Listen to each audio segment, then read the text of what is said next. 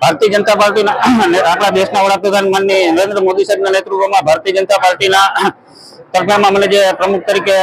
બિરુદ આપ્યું છે તે બદલ હું ભારતીય જનતા પાર્ટીનો આભાર માનું છું। તેમજ આપણા સાંસદ શ્રી માનનીય ડોક્ટર મનસુખભાઈ માંડવિયા, આપણા ધારાસભ્ય મહેન્દ્રભાઈ પાડલિયા,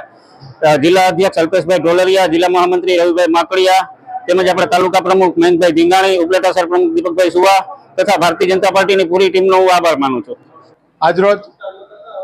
ઉપલેટા તાલુકા પંચાયતના પ્રમુખ અને ઉપપ્રમુખની ચૂંટણી પ્રક્રિયા શાંતિથી પૂર્ણ થઈ છે અને ભારતીય જનતા પાર્ટીના મેન્ડેટ પ્રમાણે પ્રમુખ અને ઉપપ્રમુખ સંપૂર્ણ સ્પષ્ટ બહુમતીથી 16 ઉપસ્થિત રહ્યા, એમાંથી 16માંથી 10 સભ્યોની બહુમતીથી વરાયેલા જાહેર થયા છે।